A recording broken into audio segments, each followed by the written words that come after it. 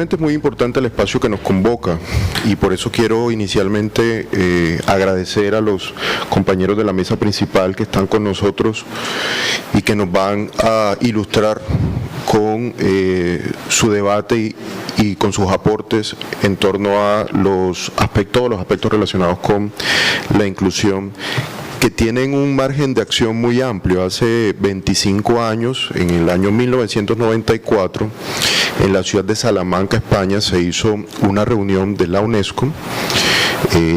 Ustedes saben que la UNESCO es la rama de las Naciones Unidas que se encarga de la educación y la cultura.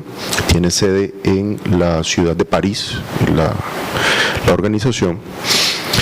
Y más de 300 participantes, representantes de 92 gobiernos y 25 instituciones u organizaciones de orden internacional, estuvieron en ese espacio y al final de él se hizo la Declaración de Salamanca y el marco de acción para la educación para personas con necesidades educativas especiales. Fue el término que se usó en ese momento, que recogía o tenía pues un inicial propósito de promover una serie de políticas para que todas las personas, particularmente enfocado esto en educación preescolar básica y media, es decir, todos los niños de ambos sexos tuvieran derecho fundamental a la educación y darles la oportunidad de alcanzar y mantener unos resultados en términos de conocimiento que fueran aceptables dentro de los rangos pues reconocidos a nivel internacional, en los estándares, por decirlo de alguna forma, internacionales en educación. El concepto ha venido evolucionando. De hecho, ya el concepto de necesidades educativas especiales, sobre todo para los estudiantes que están aquí de psicología, que deben manejarlo, implica algunos elementos de integración. Pero veníamos de un proceso de segregación, donde las personas que tenían unas características, unos rasgos diferentes, debían apartarse y enseñárseles en espacios segregados del resto de los de condición normal, porque se suponía que intercedían, que interferían en los procesos de desarrollo y aprendizaje de aquellos de condición normal. Entonces estaban las escuelas especiales para los niños especiales, donde se atendían a esta población y solamente allí. Pero evidentemente esto no era bueno, porque se estaba generando un espacio más de exclusión, una brecha grandísima, porque allí realmente no se permitía un proceso de socialización en donde todo el resto de las personas pudiéramos reconocer a los otros en su diferencia, pero también aprender de esas diferencias. Con el concepto de necesidades educativas especiales de la Declaración de Salamanca se logra avanzar en el proceso de integración de hacia una educación de orden más inclusivo, donde todos compartamos en un mismo espacio. La semana pasada en Cali tuve la oportunidad de participar en el foro de la UNESCO anual sobre educación. Todos los años se reúne, o la UNESCO convoca a diferentes actores del sector educativo para tratar diferentes temas. Este año el tema precisamente fue la equidad y la inclusión en la educación. Y esto comprendía muchos elementos. Ya no solamente estamos hablando de personas con necesidades educativas especiales, como en su momento se denominó, principalmente a aquellos con discapacidad, sino que estamos hablando de un margen mucho más amplio de grupos étnicos, estamos hablando de personas víctimas de la violencia globales, como aquellos que están desplazados. El año pasado tuve la oportunidad de estar en un evento en Turquía sobre las crisis globales, y uno de los elementos que se discutió fue el desplazamiento y el acceso a los servicios sociales de la población desplazada en el mundo. Solo en Jordania, por ejemplo, hay 1 millón de sirios. Y Jordania tiene una política de no permitir que los desplazados sirios, o sea, los refugiados más bien sirios, que han sido acogidos en el país, ingresen a las ciudades principales. Tienen campamentos por fuera de las ciudades, porque en Jordania hay un tema del agua principalmente. Entonces, para que no entren a competir, se les deja de fuera de la ciudad, y fuera de la ciudad donde pueden vivir, no pueden ingresar a la ciudad. Es como pensar, sin entrar pues a polemizar ni mucho menos, que las personas que han venido desde Venezuela no los dejáramos entrar a la ciudad de Barranquilla, sino que vivieran al margen, por fuera de los límites de la ciudad. En Jordania pasa algo similar a esto. Y uno de los puntos precisamente era también cómo entonces estas personas pueden acceder a servicios de salud, a agua potable, a servicios públicos y a educación sobre todo de calidad. Entonces, estos son personas que son víctimas de violencias o de conflictos a nivel global. En Colombia tenemos muchísimas personas desplazadas también, en la universidad tenemos personas víctimas de desplazamiento, víctimas del conflicto en cualquier nivel o que son familiares de víctimas que tuvieron sucesos de violencia dentro del conflicto interno armado y están acá, pero también están las violencias locales, un tema innovador realmente porque no se había tocado en la política de inclusión a nivel mundial, era cómo estamos integrando a las personas que por ejemplo hacen parte de pandillas, hacen parte o son estuvieron privados de la libertad y regresan o se reintegran a la sociedad, cómo estamos integrándolos. Había el testimonio de un joven caleño que por violencias locales en su barrio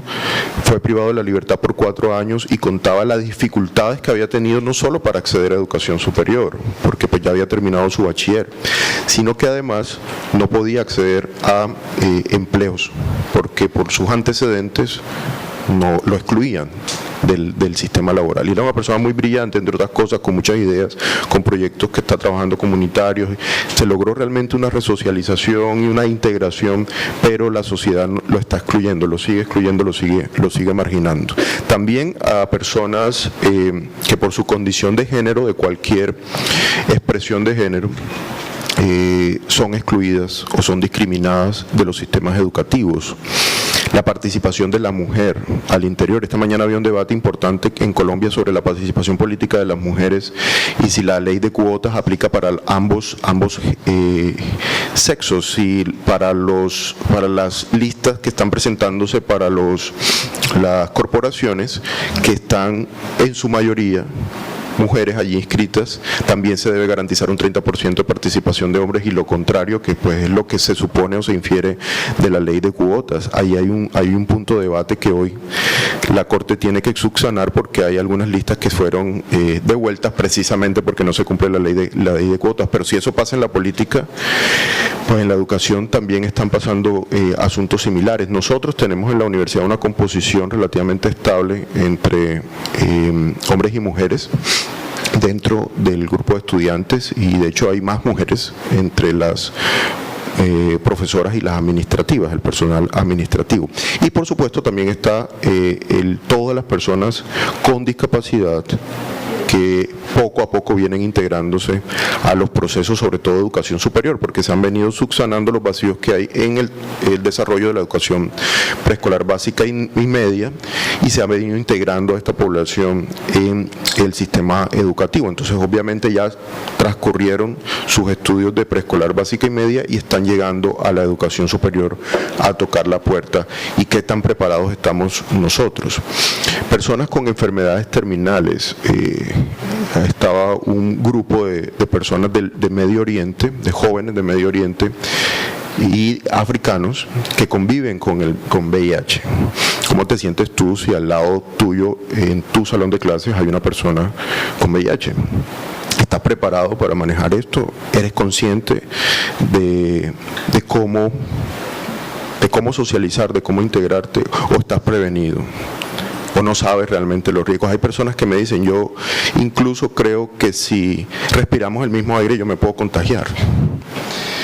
Pero eso hace parte también de los procesos de inclusión, cómo nosotros logramos romper esas barreras, cómo logramos prepararnos para poder afrontar diariamente esta diversidad, que cada vez es más amplia, sin tener que recurrir a la estrategia que históricamente se había recurrido, y era la exclusión, el apartar a las personas que son diferentes por cualquier condición. Vamos a ver un pequeño video que resume lo que se mostró la semana pasada, o lo que se hizo la semana pasada en Cali, en la UNESCO, en la reunión de la UNESCO.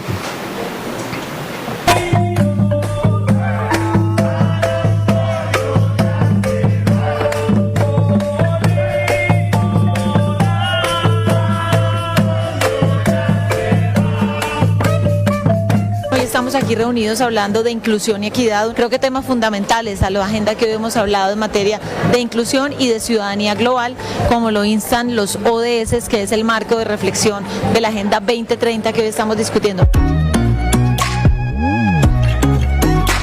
Cali es una ciudad de aprendizaje de la UNESCO, es una ciudad de una comunidad que investe muchísimo en la educación de calidad e inclusiva, la educación veramente la base, ¿no? El instrumento básico por el desarrollo sostenible.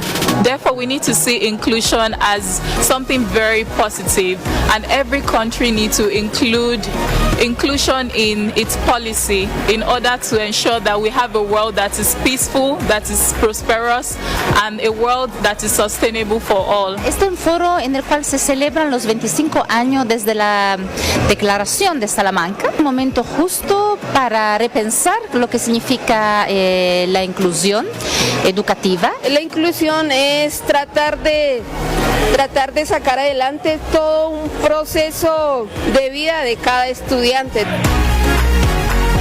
This is an incredibly important forum for the international community because it recognizes the diversity of every learning community in every country, and it's saying that we are not all the same, we are all different, and differences are not a problem.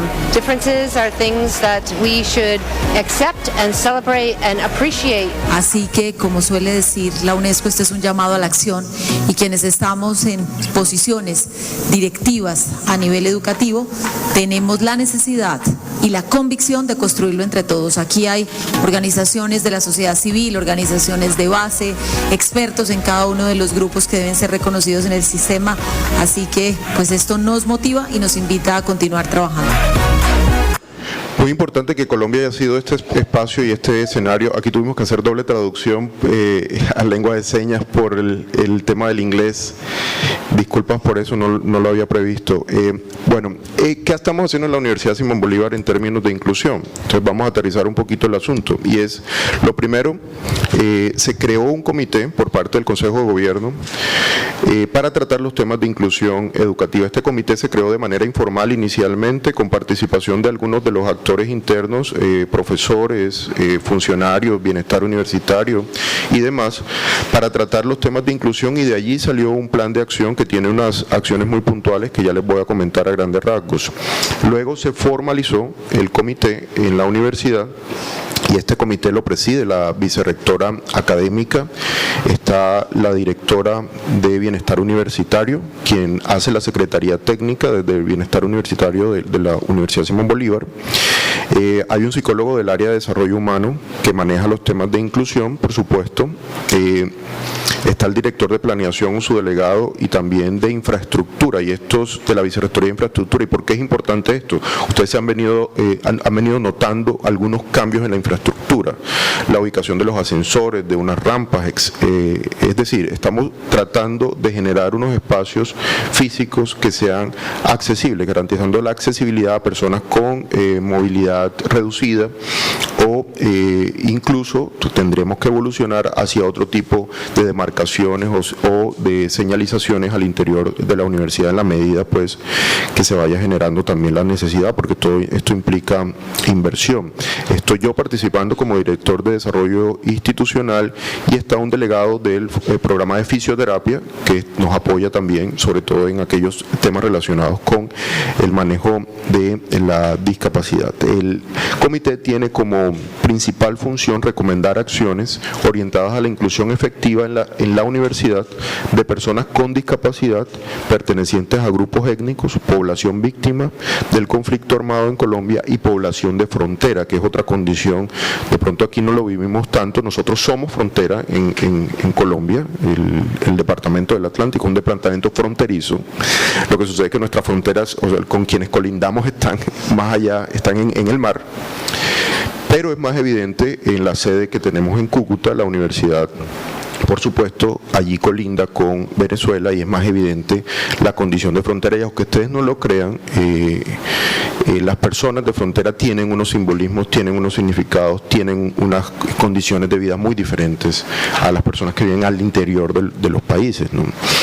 A las zonas de frontera normalmente son además zonas de conflicto bilaterales, históricamente ha sido. Se puede observar en muchas fronteras del mundo, Francia con Alemania, por ejemplo, en la zona de Alsacia y Lorena, Chile con Perú, en la zona de Tarapacá, donde está Tacna y está Arica. Esa zona a veces ha pertenecido a lo largo de la historia a Chile, otras veces ha pertenecido al Perú. Es decir, el asunto tiene que ver también con la integración social de estas poblaciones, y fundamentalmente ese propósito se orienta a que se logre con calidad los objetivos educativos de los programas de formación que se encuentren los jóvenes cursando, así como impulsar la autorrealización de estos jóvenes como ciudadanos cultos y profesionales competentes. Lo dice la misión de la universidad desde la perspectiva de la formación integral. La idea es manejar adicionalmente a estos grupos poblacionales unos ejes transversales en términos de género e identidad de género en el marco de las políticas institucionales y de la normatividad vigente a nivel nacional y de los acuerdos internacionales que están aplicándose. Entonces estamos recogiendo mucho de las declaraciones, como en su momento lo fue la Declaración de Salamanca, pero todos los materiales que permanentemente viene sacando UNESCO respecto a la inclusión de diferentes grupos poblacionales al interior de la universidad o de los procesos educativos, no solo de la universidad, sino de todo el sistema educativo. Este espacio de esta semana hace parte del plan de acción que viene impulsando el Comité de Educación Inclusiva en la universidad. El objetivo es no solo institucionalizar el comité, sino también socializar la política de educación inclusiva de la Universidad Simón Bolívar. Para eso estamos aquí y para eso estamos en este espacio también académico. Consolidar el comité, capacitar al personal. Estamos en este momento, con ayuda de algunos expertos, montando unos cursos de capacitación para el personal administrativo que atiende, que está en los front, en las oficinas, para que pueda atender con enfoque inclusivo. O sea, cuando llega una persona sorda o una persona de baja visión o una persona ciega, o incluso se cometen muchas veces imprudencias en términos de la atención cuando vemos una persona cuya expresión de género no corresponde al canon tradicional, o incluso cuando vemos personas o cuando recibimos o atendemos personas con una condición étnica o perteneciente a un grupo étnico. Entonces los comentarios, entonces las formas en las que nos acercamos, en las que nos integramos, en las que nos socializamos, puede que no sean las adecuadas. Entonces vamos a entrar a capacitar al personal que atiende en la universidad, pero también a los profesores, porque esto está llegando, pues todos los temas de inclusión tienen muchos años, pero está llegando a la educación superior realmente. O sea, desde hace muy poco, y a la educación superior colombiana está llegando. No podemos decir que hay una amplia tradición y una amplia trayectoria y que los profesores nos forman para poder generar estrategias de inclusión al interior del aula. Muchas veces cometemos imprudencias y errores solamente con comentarios, solamente con chistes flojos, con ejemplos irrelevantes. Ofendemos a las personas. Entonces, ese manejo del lenguaje, que es el primer principio por el cual debemos iniciar el proceso de inclusión, y más allá de decir todos y todas, sino de poder integrar en el lenguaje o a través del lenguaje a todas las personas que hacen parte de nuestra clase y que están en nuestro escenario. Entonces vamos a entrar a capacitar profesores también a partir del otro año. Estamos montando los cursos para incluirlos dentro de la oferta que tiene el Departamento de Pedagogía. Y entramos en una revisión a partir de este año de las páginas web y de los aplicativos de la universidad para también hacerlos accesibles. Es decir, que una persona que tenga, por ejemplo, baja visión pueda acceder a las aplicaciones de la universidad con amplificadores o con lectores, y que se cumplan los protocolos internacionales para el desarrollo de web y de funcionalidades en software, y que todos podamos también acceder a ello. El tema del diseño universal para el aprendizaje aprendizaje, que es otro elemento clave en los procesos de inclusión, está también dentro del plan de acción, y por supuesto todo lo que tiene que ver con las mejoras a la infraestructura física que paulatinamente hemos venido haciendo en la universidad, no solo porque está en el plan de educación superior inclusiva, sino porque además está en el plan de mejoramiento institucional con miras a la reacreditación de nuestra universidad. Entonces, como ven, son muchos los frentes de trabajo, poco a poco se van a ir integrando estos elementos. Hemos estado discutiendo a partir de la reunión de Cali cómo podemos desarrollar estrategias para que los profesores puedan lograr una adecuada inclusión en el aula, porque ahí es donde se ve el asunto, en cada uno de los espacios de aprendizaje que ustedes tienen, y cómo a través de una serie de escenarios, de estrategias pedagógicas puedan los profesores ir avanzando en estos temas de inclusión y nosotros también siendo más sensibles a estos asuntos. Por eso en esta semana hay una serie de actividades también experienciales para que ustedes tengan la oportunidad de compartir, de percibir, pero también de vivir lo que significa estar excluido y la importancia que tiene la inclusión en los ámbitos educativos. Entonces yo espero que este escenario sea muy productivo. Agradezco nuevamente a los compañeros del conversatorio, que seguramente nos van a hablar de muchos temas muy interesantes y van a hacer ese recorrido por los asuntos de la inclusión o por las temáticas de la inclusión que nos compete tratar aquí en este espacio académico y en esta que es la universidad, que es de todos y que tiene que ser efectivamente de todos y de todas en la práctica, no solo en la teoría y en la misión y en lo que está consagrado en las diferentes statements de la universidad. Entonces, muchísimas gracias por estar aquí, espero que aprendan mucho, pregunten, discutan, llévenlo a sus aulas, discútanlo con sus profesores, llévenlo a sus casas, porque esto es muy importante que sigamos ese debate académico permanente en todos los escenarios. Muchas gracias. Bueno, muchísimas gracias al ingeniero Remberto por todo ese aporte y contextualizarnos en todo el tema de la política institucional sobre inclusión, el enfoque de inclusión. Recuerdo, el día 12 de febrero de este año, en acuerdo de Sala General número 3, se definieron los términos de la política de educación superior inclusiva en la institución. De verdad, muchísimas gracias a los estudiantes que están hoy, que son el centro de todos nuestros objetivos, de nuestra misión. Estas actividades son para ustedes y generadas para ustedes. Es un tema muy importante y que esperamos que en el día de hoy cada uno de ustedes pueda compartir con sus compañeros para que, lo que nos decía el ingeniero Remberto, compartamos, socialicemos y realmente hagamos efectiva y ir a la práctica esta política, para que todos realmente seamos abiertos a que todas las personas que tienen algún tipo de condición o que pertenecen a los grupos prioritarios se sientan como nosotros dentro de una universidad inclusiva.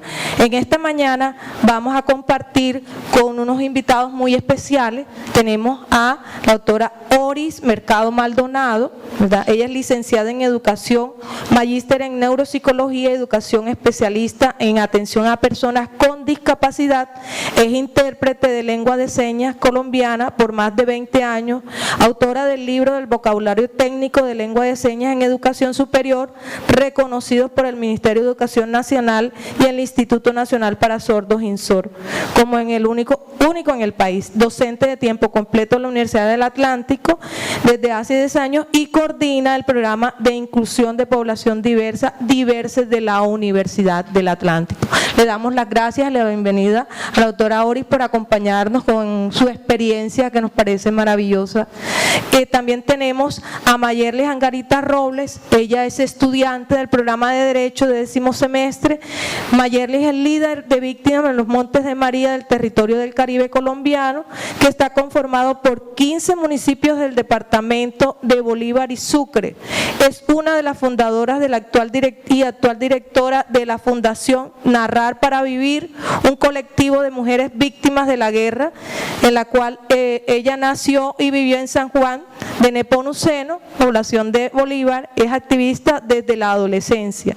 Mayerlis en el 2018 recibió el Premio de Mujeres AN por su dedicada y lucha en defensa de los derechos de las mujeres, por su trabajo en la erradicación de la violencia sexual contra mujeres y niñas. Ella ha venido trabajando con el Estado colombiano en el proceso de posconflicto y, como ella se denomina, sobreviviente. Gracias, Mayerlis, por acompañarnos. Es un orgullo tenerte con nosotros como estudiante de la universidad.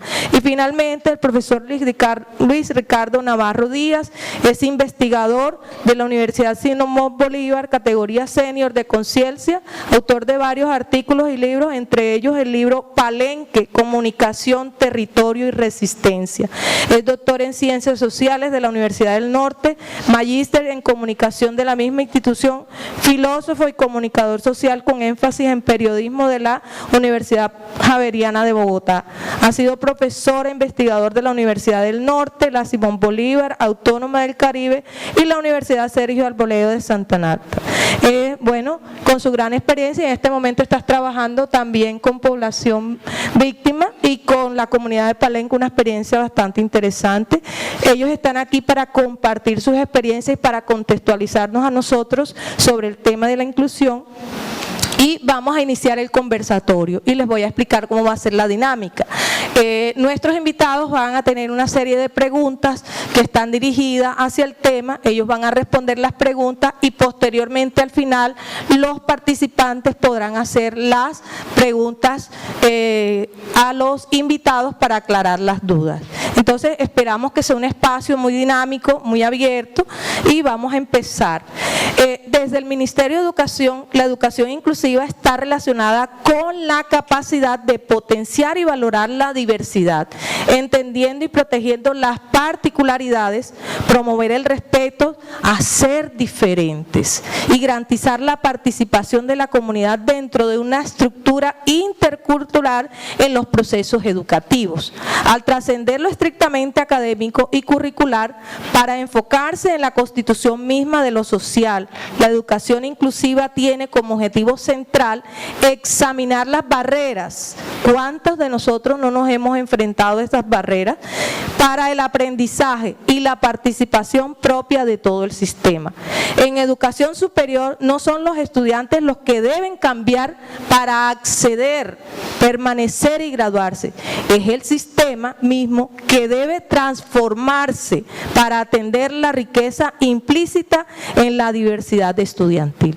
Es lo que nosotros estamos promoviendo para cambiar, para que todos puedan acceder. En este sentido, a la profesora Oris, ¿verdad?, quiero que nos responda cómo se ha definido y asumido el concepto de educación inclusiva por el Estado colombiano. Bueno, muy buenos días a todos. Gracias de antemano por la invitación. Realmente es un placer estar aquí con ustedes conversando acerca de este tema que me encanta. Realmente esta siempre ha sido mi pasión, el tema de educación inclusiva. Yo creo que esta pregunta la podemos dividir en dos. Una, ¿cómo se ha definido educación inclusiva? Podemos definirla como una educación que responde a las necesidades particulares de cada estudiante, reconociendo y valorando la diversidad de características, intereses y expectativas de cada una de las personas, ¿no? Y promoviendo aprendizaje y participación en ambientes de aprendizaje común, sin discriminación o exclusión alguna, garantizando en el marco de los derechos humanos los apoyos y ajustes razonables requeridos en su proceso educativo. Esa es la definición que tengo de educación inclusiva. Ahorita conversaba con el profesor y decíamos que la educación inclusiva es muy amplia el tema. Muchas veces cuando hablamos de inclusión enseguida nos vamos a discapacidad, eso es lo que nos imaginamos. Sin embargo, como mencionó el doctor Remberto ahorita en su ponencia, son otros grupos poblacionales que también forman parte de esta educación inclusiva. Y atendiendo a la otra parte de la pregunta, ¿cómo ha asumido esto el Estado colombiano? Pues yo pienso que nos hemos estado acercando mucho al tema. Los que hemos venido trabajando el tema desde hace más de 20 años, no estoy diciendo que sea vieja, pero tengo un ratico ya de estar trabajando en esto, he podido tener la oportunidad de estar en varios momentos de la educación, desde el preescolar hasta ahorita educación superior, y he podido darme cuenta cómo hemos trascendido y cómo hemos avanzado en Colombia en el tema. Sí, desde las políticas que han existido hasta este momento hemos pasado de lo que en un tiempo se llamaba integración a lo que hoy es inclusión, a lo que en algún tiempo llamábamos inclusión educativa a lo que es educación inclusiva. Entonces siento que ha habido un avance bastante significativo en esto, hasta el punto de que hemos llegado ya a educación superior. Como mencionaba Remberto ahorita en su ponencia, el tema es nuevo en educación superior. Los lineamientos de educación superior inclusiva salieron en el 2014. Y creo que desde ahí es donde hemos comenzado a trabajar el tema muy puntual en educación superior, hace 5 años. Y a pesar de que es muy nuevo, también hemos visto la actitud de las personas frente al tema y el impulso que se le ha dado también. Remberto en algún momento, bueno, quiero aprovechar aquí para también comentarles que ha sido uno de los, tienen una fortaleza muy grande con Remberto, porque ha sido uno de los que ha impulsado el tema, no solamente a nivel institucional donde ha estado, sino también a nivel nacional. Sí, Remberto viene del Ministerio de Educación Nacional y fue uno de los que participó en el 2014 en todo el tema de la creación de esta política, de los lineamientos de política de superior inclusiva. Así que desde ese tiempo en adelante hemos venido trabajando el tema en las instituciones y es mucho lo que se ha avanzado. Espacios como estos que tenemos hoy precisamente son muestra de que sí se está haciendo, de que a pesar de que es nuevo el tema, hemos podido avanzar y vamos abriendo espacios en todo el tema. El año pasado tuvimos la oportunidad de traer a alguien de España para que estuviera también en un evento de la Semana de la Inclusión y Diversidad. ¿Y cuál fue la sorpresa? O sea, nosotros esperábamos de que él nos dijera, no miren que allá hay esto y lo asombroso. Cuando nosotros expusimos lo que teníamos en nuestra institución, el señor se quedó asombrado y dijo, ¿sabes? Más bien la experiencia que ustedes tienen aquí me la voy a llevar para allá. Porque de pronto sí estamos adelantados en algunas cosas, pero aún nos falta mucho. O sea, esta experiencia que hemos tenido aquí hoy o la que me han contado aquí hoy ha sido muy diferente. Entonces es eso, yo siento que siempre, que sí hay un adelante. A veces pensamos no lo que hay afuera y en Colombia no se hace nada, pero sí es mucho lo que se ha avanzado. Desde los mismos lineamientos de política de superior inclusiva y el hecho de que en las instituciones hoy se toquen estos temas y se abran estos espacios es parte del avance que ha habido. Muchísimas gracias, Sori. Efectivamente, mira que nos ha mostrado 3 aspectos importantes y tú nos cuentas el concepto de integración e inclusión a enfoque de educación inclusiva. Ese es el punto en el cual nosotros tenemos como contextualizarnos, porque precisamente ese es el recorrido que hace este nuevo concepto que hace el Estado colombiano. De allí que, como mencionaba Remberto y menciona Ori, por eso las acciones han cambiado. Y es mirar eso, es que son las instituciones quienes debemos adaptarnos para que los estudiantes puedan acceder en condiciones de calidad. Entonces, digamos que esa es la gran transformación cuando uno lee sobre el tema y mira los lineamientos, que de paso invito a los estudiantes también para que hagan la consulta y puedan mirar cómo se ha transformado en nuestro país. Estoy de acuerdo con Oris, cuando uno presenta nuestras experiencias en otras instituciones, uno mira realmente todo lo que se ha avanzado en el tema aquí a nivel nacional y nos sentimos muy orgullosos de eso. Bueno, por otro lado, también el Ministerio plantea que al ser inclusiva, la educación no se plantea en términos de necesidades, ya Remberto lo había aclarado en su discurso, sino oportunidades de cambio que giran en torno a unas características que tienen como base esencial los derechos humanos. En ese sentido, Luis nos podría contestar cómo en las instituciones educativas y más específicamente en las instituciones de educación superior se pueden generar estas oportunidades de cambio. Bueno, muy buenos días. Soy Luis Navarro. Es un honor para mí compartir con esta mesa con ustedes, con la profesora Mabel, con Oris, con Mayerlis. y realmente saber que el tema de la inclusión desde la posibilidad de las instituciones educativas pues tiene que verse necesariamente desde la investigación. Habría tres perspectivas que mirar. Una tendría que ver con los procesos de investigación que se desarrollan en las instituciones. Otro tendría que ver con los aportes de esos discursos a la paz. Y otro fundamental con la experiencia del otro. Es decir, y en los tres creería yo que es necesario poner en el centro al actor social y no al académico y no al investigador. Creo que ahí hay un fuerte choque con las metodologías tradicionales de la investigación y digamos el investigador y el conocimiento se descentra, la universidad se descentra como tal y pensamos en que la agenda de la investigación debería reconfigurarse, reconstruirse, repensarse a partir de los sentimientos, las necesidades y las pertinencias de la gente. Es por eso, bueno, que creería yo hay una deuda todavía muy grande por parte de la academia en cambiar de foco y ese foco poner en los territorios del país. Cuando uno va a los territorios y hace trabajo de campo con las comunidades, la semana pasada acabé de llegar de uno de ellos muy fuerte, en una vereda en los Montes de María, la vereda La Bonga. Estuvimos con la gente de la vereda que fue desplazada hace 19 años, ellos sufrieron 2 desplazamientos, uno de ellos en el 2001 y una parte de la comunidad fue a la pista en el sector de María la Baja y otra parte de la comunidad fue a San Basilio de Palenque. Yo vengo trabajando con ellos hace más o menos unos 5 años en la población de Palenque, hace más o menos unos 10 años y vamos a escuchar las historias. Es que creo que la inclusión es eso.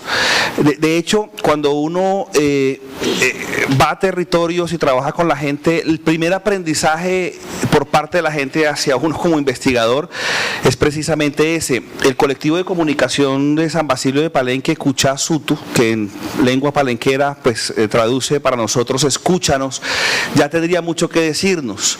Ese escúchanos es, digamos, esa necesidad de reivindicar esas voces y avivar esas voces desde los territorios, es decir, escuchar la gente desde su contexto. Y bueno, para los estudiantes no se imaginan la profundidad de historias que se sugieren desde los territorios. Hay una riqueza impresionante, quizás mucho más allá de los cascos urbanos. En ese sentido, la categoría de diferencia en términos de inclusión debería ser una categoría cotidiana, es decir, no algo extraño. La diferencia es algo que nos caracteriza como seres humanos y deberíamos verla como algo que está dentro de nuestra cotidianidad. Como comunicador social, pues es necesario, digamos, plantear esa perspectiva, y esa perspectiva implica narrativas y formas de significar el mundo distintas. Y luego entonces la emergencia de lo que llaman hoy ciudadanías distintas o ciudadanías para la transformación. Es necesario definitivamente desde los procesos de educación generar procesos educativos para que nuestros estudiantes y nosotros mismos como docentes o como investigadores pensemos en procesos de transformación para la paz. Por eso quería, digamos, hacer mi reflexión y esta primera respuesta desde esas 3 dimensiones: la investigación, la paz y la experiencia del otro. Es que la experiencia del otro definitivamente implica escuchar lo que los demás tienen que decirnos. ¿Qué le tiene que decir al país todos estos territorios y todas estas voces? Cuando uno pregunta, por ejemplo, por procesos de paz, pues evidentemente tiene que preguntar por procesos de inclusión. Y normalmente la gente le va a responder a uno, por ejemplo, en el caso de la semana anterior, en los talleres que desarrollábamos, unos talleres, unos mapeos del cuerpo y unas colchas de retazos que hacíamos allá, porque incluso las técnicas para acceder a estos procesos y estas narrativas no van a ser las tradicionales. Vamos a tener que generar inclusive técnicas desde lo local, metodologías propias de la gente y no aquellas que normalmente puedan estar validadas en los libros probablemente. Las metodologías locales y el conocimiento local tienen un valor muy importante. La gente la semana pasada me decía el retorno, pero es que el retorno, ¿qué implica? El retorno implica unas condiciones y unas garantías de inclusión necesarias desde la educación, la salud, etcétera. Yo redondaría, digamos, esa primera respuesta como una necesidad y una tarea todavía todavía en pendiente por parte de la academia, de los investigadores, de volver a los territorios, de escuchar la gente, de pensar nuestras agendas de investigación, no desde las necesidades de las instituciones, sino desde las necesidades de la gente, que son dos cosas completamente diferentes, no desde las agendas institucionales a veces científicas, etcétera, muy alejadas probablemente de la realidad, sino inversamente desde la misma gente y confeccionarlas desde ahí, y desde ahí probablemente generar narrativas y procesos de transformación verdaderamente inclusivos. Bueno, muchísimas gracias, Luis. En verdad que bien importante, interesante. Si bien se dan cuenta, miramos que son 3 los elementos que el profesor nos incluye, que es la investigación, la paz y desde el otro, es decir, el actor. Entonces, esto reafirma un poco esto que el Estado colombiano y nosotros como institución queremos llevar nuestra política a la realidad. ¿Y quiénes son los actores? ¿Quiénes son los actores? En nuestra institución, ¿quiénes son los actores? ¿Quiénes son los actores? ¿Sí? ¿Los estudiantes? ¿Solamente los estudiantes?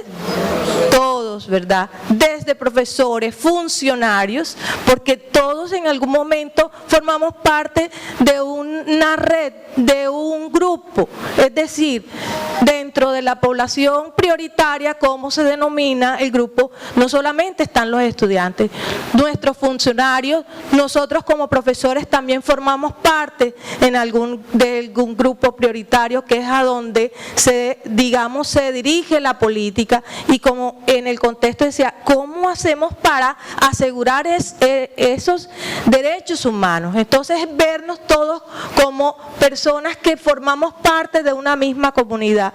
Y realmente yo estoy de acuerdo con el profesor Luis cuando decimos que definitivamente la investigación es la respuesta, y este enfoque que ya tú le planteas me parece bastante interesante, porque de hecho dentro de nuestra política está planteado que la institución se compromete a generar unos espacios de investigación, no solamente desde la institución, sino con organizaciones del Estado y organizaciones privadas. Entonces, fíjense ustedes que vamos allí por esa línea. Gracias, Luis.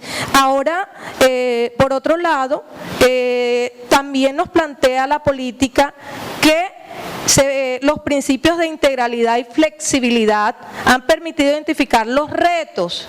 Realmente no es fácil para las instituciones implementar esta política, y para consolidarla, de ahí surge uno de los interrogantes de los retos de las instituciones de educación superior. Y uno de esos retos, lo dice así los lineamientos de la política, dice generar procesos académicos inclusivos.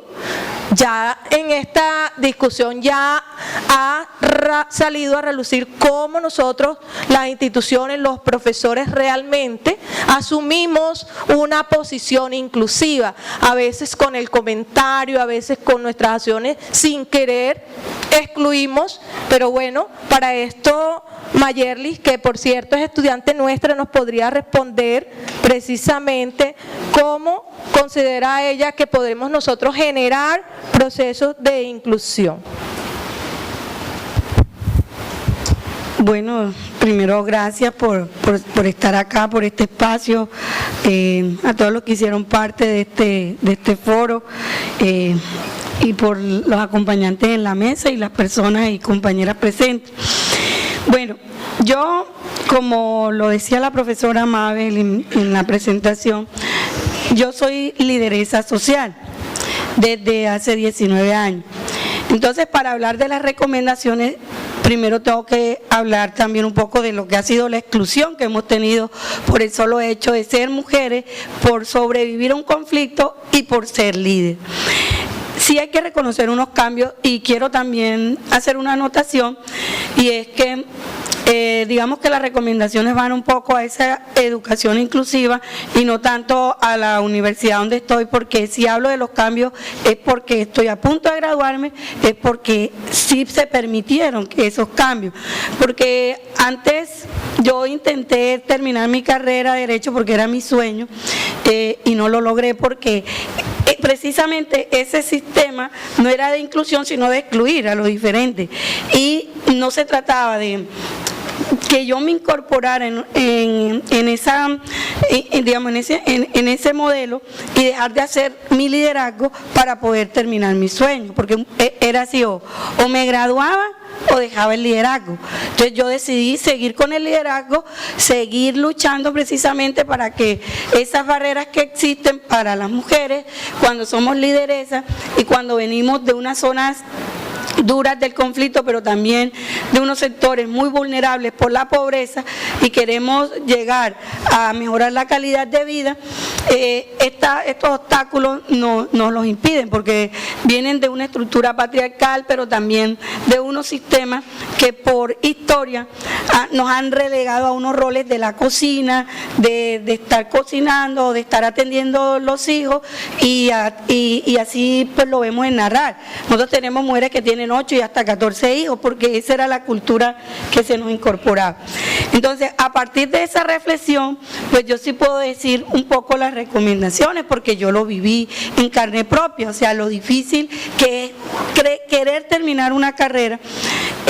Entonces, en ese sentido, cuando hablamos de una educación inclusiva, de la región donde yo vengo, ni siquiera podemos llegar a la educación, mucho más a la inclusión. O sea, primero un reto llegar a la educación y luego superior y luego sí que nos incluyan porque somos mujeres, porque somos indígenas, porque somos afro, o porque pertenecemos a la población LGTBI, o porque sobrevivimos al conflicto.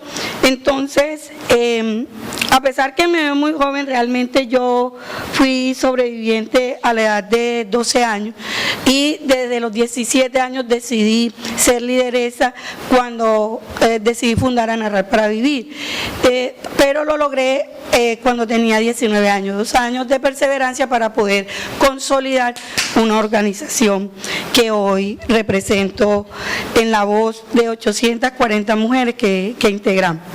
Entonces, una de las recomendaciones que yo creo que se puede dar a este sistema es la sensibilización. Le tenemos miedo a lo diferente, ¿sí? Porque creemos que, y lo voy a hablar desde mi experiencia porque tampoco quiero hablar de otro sector, lo hablo como lideresa. Hoy hay una estigmatización por el liderazgo, o sea, existen más de 400 líderes asesinados, particularmente yo he perdido 14 compañeras y uno no deja de que les duela, porque en estos sistemas vemos como en Brasil asesinan a un ambientalista y se para todo un país y vamos a pasar los 500 líderes y este país es indiferente. Y por eso es tan importante la sensibilización, pero también la formación. Yo lo entendí, por eso en Narrar tenemos la escuela itinerante para mujeres que saben y no leer y escribir y que podamos acceder a esta ruta. Tenemos una compañera de 70 años que se acaba de graduar de primaria y entendimos que quien tiene el conocimiento tiene el poder. Entonces es tan importante que en la educación se abra, ¿sí?, a este enfoque diferencial. Ustedes pueden ver una foto de 15 mujeres y dirán, ¿qué veo yo de diferente si todas son mujeres? Pero comienza a mirar que una tiene 15 años, la otra es una niña de 5, otra es una mujer negra, la otra es indígena, la otra puede ser lesbiana o puede ser una mujer trans y sus necesidades son muy diferentes. Lo mismo en la educación, cuando llegamos acá, por eso yo decía, yo quiero partir de mi realidad porque yo traté y no me dejé vencer por ese sistema y por eso digo que hay unos cambios, porque hoy voy a realizar mis sueños y no pude dejar mi labor social y mi proyecto de vida que es ser lideresa. Entonces eso sería uno. Lo otro, un poco lo que decía la profesora Mabel, y estoy de acuerdo con los compañeros de aquí de la mesa, y es que esto no puede ser un tema de voluntad de los profesores o de voluntad de los estudiantes. Esto tiene que ser institucionalizado en la academia, en la educación, y creo que por eso cuando abrían con el video es porque se está evidenciando que si vamos para un desarrollo no podemos apartarnos de, digamos, de la sociedad y excluir a las personas que sienten diferente, que tienen un color de piel diferente. Y esto ha sido una lucha de historia. Entonces, sería incorporarlo, pero también finalizaría en que también hay un reto, y es el tema de cuando llegamos con nuestras culturas, con nuestras creencias, el tema administrativo. A veces se nos pasan los tiempos y no se entiende por qué, pero esta persona, ¿por qué no hizo de pronto las cosas o los diferidos? ¿O por qué no entregó esto a tiempo? Pues créanme que hay que entender esa realidad, ¿ya? Y yo creo que la igualdad que tanto nos dice la Constitución en el artículo 13 no es partir una torta a la mitad, es precisamente aquel que no tiene las condiciones, darle el banquito para que suba y esté igual con aquel que tiene otras condiciones de llegar. Así definiría yo el concepto de la educación inclusiva, y es que nos den esa oportunidad de llegar. Yo he ido a muchos países y cerraría así.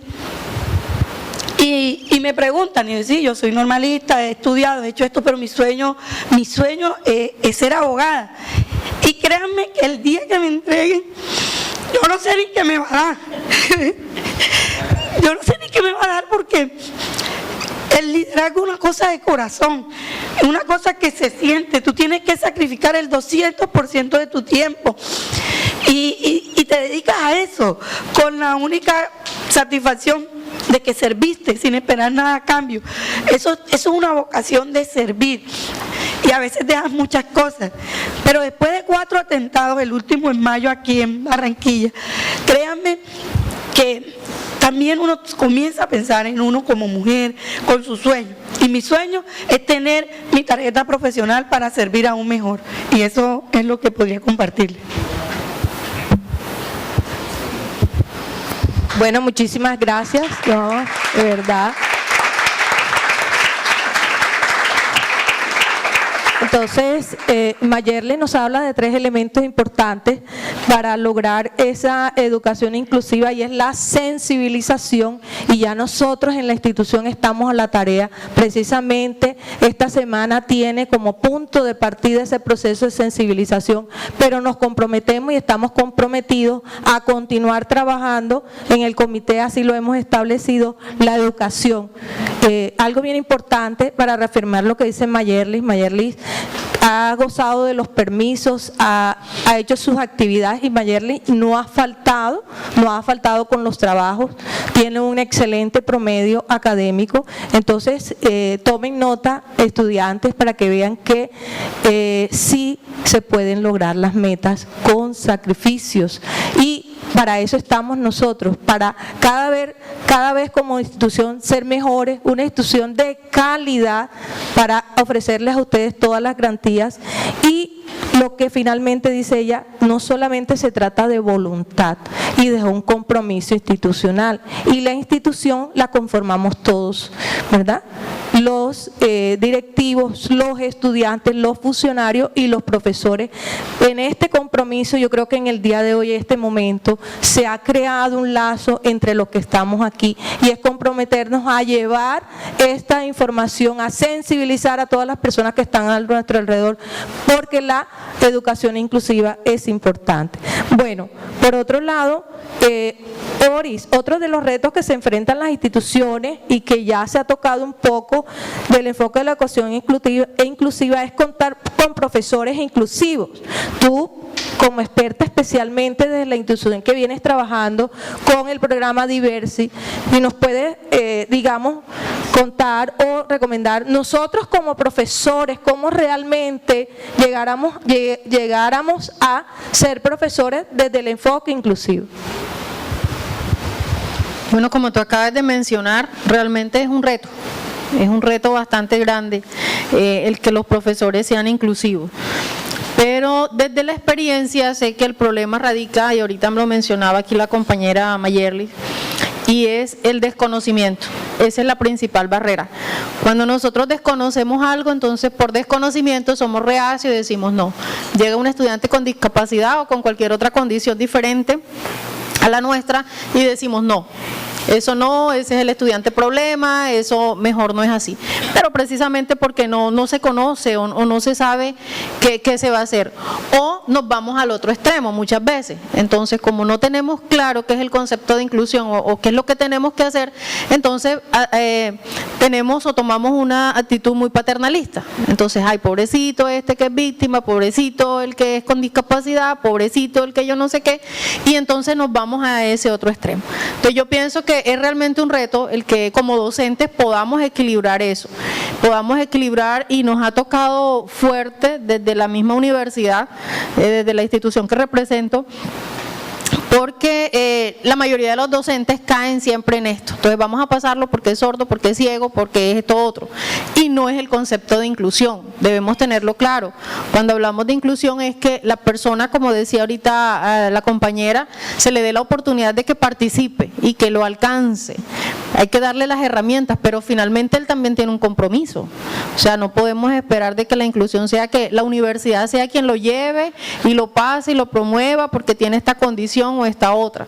Entonces, allí los profesores tenemos que tener muy claro el tema.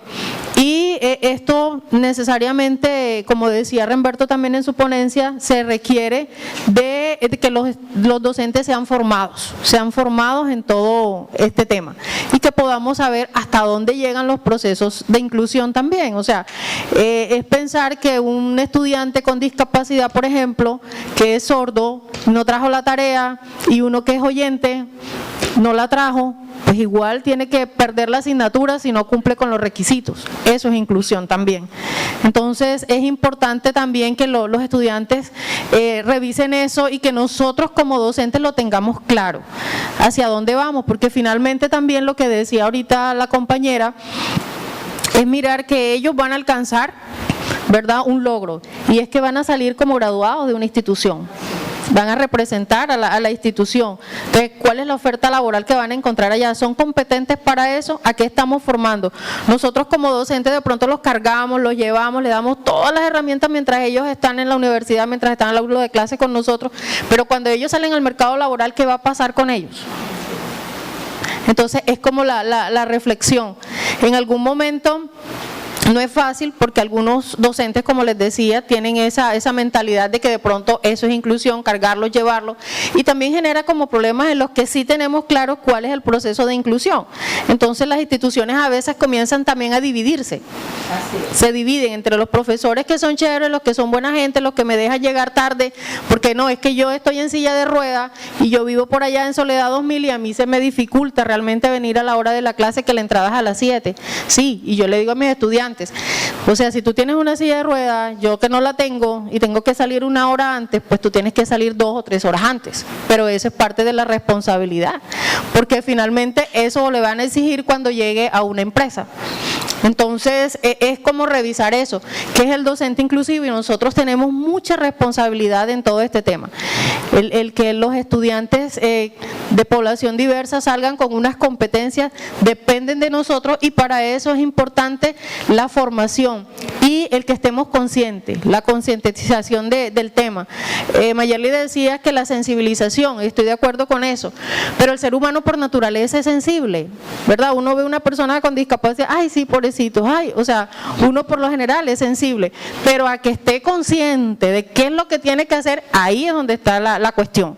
Entonces, señores docentes, ahí es como el llamado a mirar qué tan conscientes estamos de eso, qué tan inclusivos somos, ¿verdad? Pero no a irnos a los extremos, ni por allá, sino allí tener el concepto claro. Una cosita adicional, y creo que quisiera ser complementario con lo que mis compañeras han dicho. El tema de la inclusión debería ser un sello de formación del profesional de cualquier institución en Colombia. Es decir, eso debería llevarse de aquí en adelante en cualquier plan de acción de un profesional de cualquier campo. No podríamos pensar en un plan de acción de una empresa, cualquiera que sea, o desde la dimensión profesional que usted se vaya a desempeñar, sin tener en cuenta el tema de la inclusión. O sea, eso es un sello indeleble para toda la vida que debería estar ahí presente siempre en los elementos prioritarios de la constitución y conformación de un proyecto de vida y un proyecto profesional. Lo otro es que la inclusión no se asumiría entonces como asistencialismo, que es fatal. El tema del asistencialismo a veces también revictimiza el proceso, y creo que ahí hay una claridad que hacer fundamental. Por ejemplo, los procesos de extensión a veces de las instituciones no pueden ser asumidos como asistencialistas. Realmente es necesario generar procesos participativos y de empoderamiento por parte de la gente, porque los proyectos pasan, pero ¿qué pasa con las personas? Si las personas no generan procesos de empoderamiento, pues no podrán seguir los procesos adelante. Y esto implica la inclusión como un reconocimiento del otro, como un interlocutor válido, independientemente de su condición. Siempre será un interlocutor válido. Esto lo aprende uno muchísimo con la gente. Con Soraya Bayuelo, por ejemplo, en el Carmen de Bolívar, o con las lideresas del resto del territorio y de la región, podría uno escucharlas y empezar a aprender todo este tipo digamos, de contextualización, de cosmologías, de formas de ver el mundo. Muchísimas gracias por esa respuesta. Entonces, dos aspectos bien importantes que se mencionan aquí. Uno es el conocimiento. Nosotros como docentes, como profesores, como profesionales de la educación tenemos una responsabilidad. Y de pronto no tanto esperar que las instituciones nos formen, sino también conocer, estudiar, identificar para prepararnos para todos estos procesos de cambio. Precisamente, como lo mencionaba el ingeniero Remberto, la institución dentro del plan de acción tiene procesos de cualificación, tanto para el personal de atención a estudiantes como para profesores. Entonces vamos en esa línea con nuestro compromiso con el enfoque de educación inclusiva. Y lo otro es la responsabilidad compartida, que creo que ha sido uno de los puntos coincidentes en este conversatorio. No sé si ustedes están de acuerdo. Es decir, que la educación, el enfoque de educación inclusiva no se daría solamente con el compromiso de la institución, sino que todos los actores que formamos parte de la institución tengamos responsabilidades compartidas. Entonces eso incluye profesores, estudiantes y la institución desde su quehacer. Entonces este tema del asistencialismo es un tema bastante álgido y que surge en este tipo de situaciones, sobre todo en un país como el nuestro, donde si nosotros analizamos nuestro contexto, uno, somos un país diverso por naturaleza, ¿cierto? Dos, ¿verdad? Vivimos en un conflicto constante. ¿Hace cuántos años empezó el conflicto? Pregunta un poco capciosa, ¿verdad? ¿Ha terminado? No, ¿verdad? Entonces, todos nosotros de una u otra manera formamos parte de una comunidad que durante mucho tiempo ha convivido y convivirá con el conflicto, con personas de condición prioritaria, como así se ha denominado, y de una u otra manera somos responsables de cambiar también nuestra percepción hacia el otro. Entonces, bien interesante este punto. Y por otro lado, para continuar con el conversatorio, y quiero específicamente que esta respuesta que nos va a dar Mayerly esté dirigida especialmente a los estudiantes. ¿Por qué? Porque Mayerly ha venido trabajando también con la profesora Mauris desde el programa de Derechos, desde su experiencia en un proyecto de investigación, un sueño, como ella lo llama, que surgió de una experiencia dramática. Como todos podemos ver, la violencia en Colombia es dramática, pero que de una u otra forma su misma percepción, como ella se denomina sobreviviente, le hizo cambiar la percepción de su experiencia. Y en este momento ella está trabajando un proyecto de investigación con el programa de Derecho, ha socializado estos resultados en eventos nacionales e internacionales. Entonces, nos gustaría que ella nos contara un poco cómo cree ella que desde la investigación los estudiantes pueden también transformar sus realidades. Bueno, yo voy a hablar desde la experiencia que tenemos. Como les decía, Narrar para Vivir es una organización que hoy tiene 840 mujeres que representan 840 familias en total. Tenemos más de 5.000 personas que integran a Narrar para Vivir. Nosotras hicimos un pare porque pues todo el mundo quería ir a hacer las tesis, todo allá con nosotros, y nos sentíamos como un laboratorio que todo el mundo, y dijimos, no, espere, sí, con la gente que nos probaban de todo, porque bueno, y cómo estas mujeres se organizaron, y cómo eso de narrar para vivir, cómo se sanan, y por qué quieren acceder a la justicia y todo eso, y dijimos, no, pero vamos nosotras a llegar a la academia, ¿ya? Y tenemos que volvernos académicas porque éramos empíricas. O sea, comenzamos una metodología para la sanación, porque para poder acceder a la justicia primero tenía que sanarme con mi dolor, para poder reconciliarme con la otra, con el otro. Pero eso de decirlo al hecho era muy difícil, porque teníamos que empezar, porque algunas no sabían leer y escribir. Entonces, ¿cómo enseñarles que tenían que hacer un esfuerzo por poder superarse y entender que la academia hacía parte de esto? Porque al principio decíamos cuando llegaban, no, aquí vienen y nosotros sabemos más que ustedes porque tenemos la experiencia y ya vienen los académicos. Entonces, por eso, Narrar para Vivir, bueno, aquí están un poco unas ideas de lo que ha sido el tema de la educación inclusiva, pero Narrar para Vivir comienza a superar muchos obstáculos para poder llegar a lo que somos hoy, pero no lo entendíamos, seguíamos como sintiendo que nosotras nos las sabíamos todas, y con eso íbamos a llegar, hasta que entendimos que teníamos que argumentar nuestro discurso y que teníamos que trabajar con la academia, pero no para que fueran a hacer sus tesis y sus libros, sino para ser parte de ese proceso. Entonces, como ven aquí, ustedes pueden colocar mi nombre o el nombre de Narrar, y lo que sale es solo que nos quieren matar, que hemos sobrevivido a tantos atentados, pero no lo que hacemos, la reconstrucción del tejido social, la lucha por el restablecimiento de derechos como sobrevivientes y no como víctimas. Nosotras somos sujetas de derechos, entendimos que nos vulneraron unos derechos y que yo no puedo vivir ahí en la mendicidad y que esperen la ayuda humanitaria, no, yo soy sobreviviente y tengo que ser proactivo y protagonista de mi proyecto de vida y qué estoy haciendo yo para que eso mejore, y no esperar a que el señor gobierno, que entre otras cosas no existe donde yo estoy, venga a traerme algo.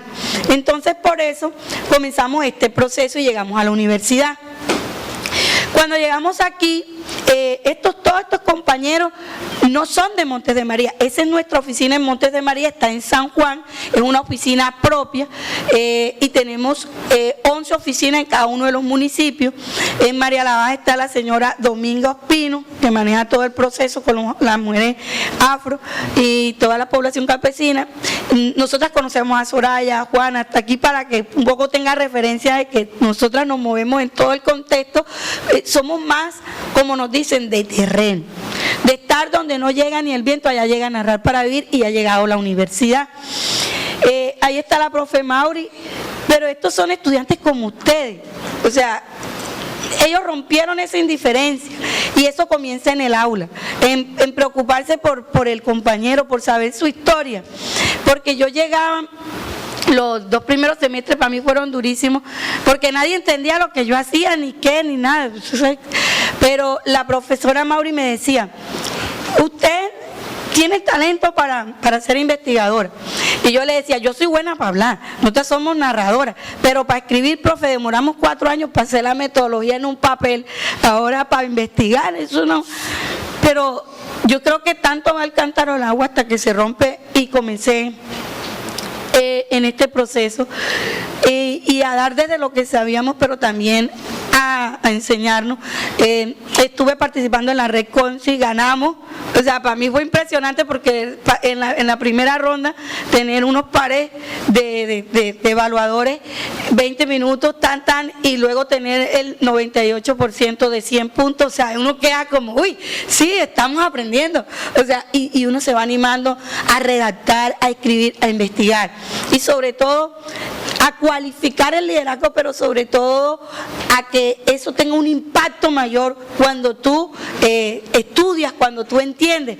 Pero no lo hice sola, lo hice con 17 compañeros de consultorio jurídico, profesor Hugo, la universidad. Por eso le digo que han habido unos cambios grandísimos. La profesora Mabe me ha escuchado, porque yo estuve a punto de decir, yo no sigo estudiando en este semestre, y de pronto me lleno de emoción porque lo decía la profe Ori, ¿no? Ella decía, claro, yo no entiendo por qué los estudiantes que tienen todas las condiciones no estudian.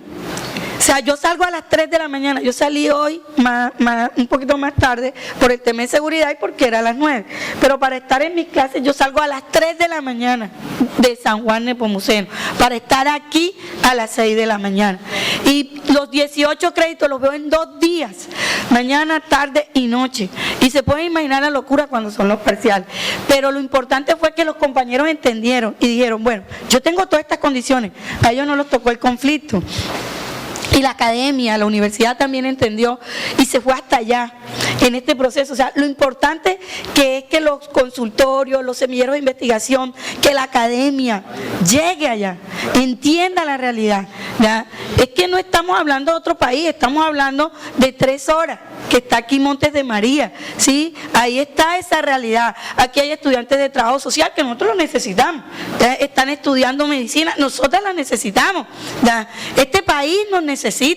O sea, vamos a dejar que reaccionemos solo cuando nos maten un hermano o nos maten un papá o nos maten. No, es que la realidad está ahí y nosotras tenemos que fortalecer la base social, fortalecer el tejido social y hacer profesionales humanos. Y eso es lo que yo resalto del pénsul académico y de todo lo que tiene la Universidad Simón Bolívar y lo que he visto en otras, porque si otras están aquí como la del Atlántico es porque también lo han sentido, pero no todas tienen eso. Y por eso decía que esto tiene que llegar a que sea realmente un deber institucional de todas, no de, si quiero, incluso en el aula poder institucionalizar. ¿Y qué hicimos? No solo nos quedamos ahí en formar a los estudiantes, o sea, nos vinimos y le enseñamos lo que era el acompañamiento psicosocial y los preparamos para lo que iban a escuchar, ¿ya? Y claro, tuvimos que luego hacer un proceso de catarsis con ellos porque habían compañeros que no entendían el horror que han vivido mujeres, cómo fueron capaces de descuartizar personas, cómo fueron capaces de 20 hombres violar a una misma mujer y cortarle las manos. Eso fue uno de los casos que no entendían y no lo superaban, porque nunca lo habían visto sino en las historias, pero escucharlo con las protagonistas tuvimos que preparar, pero también nos preparamos nosotras en recibirlos a ellos, en ir a los municipios. Entonces fue todo un trabajo que nos permitió presentar hoy el primer informe de contexto ante la JEC y creamos una estrategia de litigio del sistema de justicia integral, pero también ordinaria. Y comenzamos a sumar amigos. Entonces ahora tenemos a la JEC, tenemos a la Comisión de la Verdad, a la Unidad de Búsqueda.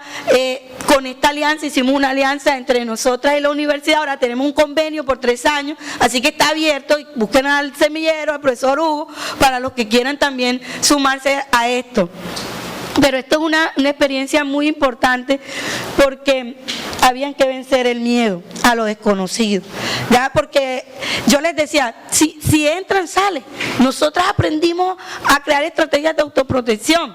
Claro, hay unas cabezas y hay una estrategia de exterminar al liderazgo social hoy en Colombia, ¿sí? Pero vamos a garantizar eso también con el gobierno. Entonces sumamos también a la fuerza pública, a las instituciones, a la unidad de víctimas, a todos los que pudieron sumar, que estuviéramos trabajando. Llevamos 2 años, pero estuvimos 5 meses en terreno haciendo todo este informe y fue tan bonito cuando pudimos entregarlo por fin el 18 de junio de este año a la JEC. Hoy estamos en la sala de reconocimiento. Estos estudiantes que van a ser, y ahí pongo gracias, profesionales, hoy tienen esa calidad humana y el 90% se van a quedar con Narrar para Vivir. Y nosotros no nos vamos, nosotros nos vamos para allá y vamos a seguir trabajando y vamos a sacar esto adelante, porque no fue por las horas de consultorio jurídico o porque nos dieran un certificado en semillero, fue por un compromiso de vida, por hacer algo por este país y por las personas que lo necesitan. Entonces, esa es la experiencia que tuvimos con Semillero y que hoy la estamos llevando por todo el país, porque es la única institución que se ha comprometido a que las víctimas lleguemos a ese sistema, porque es impresionante, son más de 20 procedimientos en una sola sala, y créanme que las víctimas hoy académicamente no están preparadas para enfrentar ese proceso. Excelente, Mayerly, muchísimas gracias. Entonces, y como ustedes pueden corroborar, ¿verdad?, llegar a esos procesos de investigación en todos los temas, ¿verdad? Entonces, chicos, atentos, ¿verdad? Yo sé que aquí hay estudiantes de primer semestre, este grupo es de segundo, de primero también, de primer semestre. Entonces, para que tomen nota, y ustedes pueden participar de todos los grupos que tiene la institución para poder hacer esa transformación personal y sobre todo social, como Mayerly ha logrado conseguirlo. Bueno, ahora digamos ya mirando un poco la experiencia de cada uno de nuestros invitados. Luis Navarro, Luis, en tu libro Palenque, Comunicación, Territorio y Resistencia, mencionas que este tipo de publicaciones son pertinentes para una comunidad porque visibiliza las voces. De hecho, tú lo has venido mencionando en tu discurso y creo que es un poco lo que también se ha resaltado en este conversatorio. Dice, la narrativa las pone en escena con otras realidades y empiezan a enfocar la importancia de estos estudios a través de la pregunta: ¿qué tiene que decirle una comunidad afrodescendiente a una población como Colombia en el contexto, en el posconflicto del conflicto? En el contexto de la Universidad Simón Bolívar, no solo las comunidades afrodescendientes, sino los grupos prioritarios pueden aportar ¿cómo pueden aportar en el posconflicto? Bueno, yo quiero conectarme con Mayerly en su última intervención. Quisiera como retomar varias cosas que me llamaron muchísimo la atención para poder dar respuesta a lo que la profesora Mabel me ha preguntado. Lo primero, digamos, estoy totalmente de acuerdo. Yo cuestiono muchísimo el tema del laboratorio. Las comunidades no son laboratorio. Eso está claro. No es ir a ver allá qué pasa y cómo se comportan y a ver qué probamos, a ver qué sale y qué medimos y después qué publicamos. Y después nos olvidamos de las comunidades. Porque es que el tema de ese proceso es que nos terminamos olvidando de las comunidades. Es el primer pecado, el máximo pecado de un proceso de investigación, es olvidarse de los territorios o de las personas con los que uno ha trabajado. Y por eso es que pasa de pronto lo que Mayerly decía, ya no más, ya aquí vinieron, ya aquí ya hay suficientes tesis, ya aquí hay suficientes trabajos de maestría. Y es por el olvido quizás del mismo proceso académico que hace una extracción de datos tipo minería, va y publica y se olvida del proceso. Los indicadores nos quedan a los investigadores y de pronto uno va y mira qué le queda a las comunidades de los procesos y a los territorios y a los actores sociales en términos de inclusión. Lo segundo, y quisiera como, digamos, centrar esa respuesta también en la necesidad de ir a los territorios. Realmente no es posible generar una posibilidad inclusiva, una educación inclusiva desde las cuatro paredes de un salón de clase en términos educativos. Es necesario vencer el miedo, totalmente de acuerdo, pero ir a los territorios. Es que jamás serán iguales las historias, incluso presentadas desde este escenario, que cuando se cuentan desde los escenarios propios y locales. Ir a los territorios es fundamental. Lo otro es visibilizar y fortalecer, digamos, resignificar esos procesos de metodologías locales. Emergen metodologías locales propias para generar conocimiento científico, asumido como conocimiento científico. Y entonces es ahí donde el actor social se convierte en actor protagonista. Por eso también la necesidad de legitimar los conocimientos. Cuando nosotros llegamos a ciertos resultados en procesos de investigación, pues es necesario legitimarlos y validarlos, con la gente. O sea, es la misma gente, es el primer validador, no es el jurado, no es el investigador, no es el comité científico. El primer validador es el actor social, porque normalmente nuestros lentes están posiblemente desviados, por más que vayamos a los territorios, de los procesos interpretativos cercanos a los contextos sociales. Ahora, este texto de Palenque, pues básicamente en el mismo título, digamos, me genera la inquietud de seguir trabajando esos procesos de resistencia, ¿no? Creo que esa es una categoría que inclusive en ese mismo libro queda muy en deuda y es la categoría de resistencia.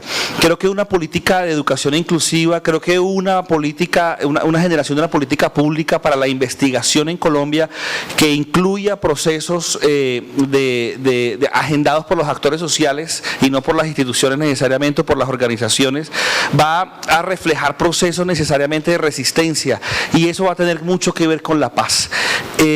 Ahí van a emerger seguramente formas de narrar distintas, por eso los medios de comunicación comunitarios tienen mucho que decir, pero no los escuchamos. ¿Cómo narra la gente? ¿Cómo se narra desde el hip hop? ¿Cómo se narra desde el graffiti? ¿Cómo se narra desde el teatro, desde el canto o desde la voz? Lo que tú decías, somos muy buenos para narrar, para contar, ¿sí? Entonces, ¿cómo se narra desde las experiencias locales? Y pues ya los medios, digamos, globalizados, comercializados, que están metidos en esas lógicas de producción industrial, pues van a tener otros intereses y otras formas de narrar. Hay que escuchar cómo narra la radio comunitaria en el Magdalena Medio, por ejemplo, de este país, qué historias cuenta esa red de emisoras comunitarias del Magdalena Medio, cómo se narra en el sur del país desde los canales comunitarios de televisión, etcétera. Y bueno, y en las mismas redes sociales, cómo la gente está narrando el país desde otras perspectivas. Y creo que ahí ya vamos a tener como conclusión quizás de todos estos procesos y de mi intervención, es que un proceso de educación desde la inclusión va a implicar necesariamente un cambio de lenguaje. Y por todas esas connotaciones de emergencia de sujeto político, es la posibilidad de reconocer al otro como un sujeto basado en la diferencia, en la intersubjetividad, en ese sujeto político que vive y coexiste en la diferencia. No es lo raro, no es más bien la cotidianidad, la diferencia como aquello que es cotidiano.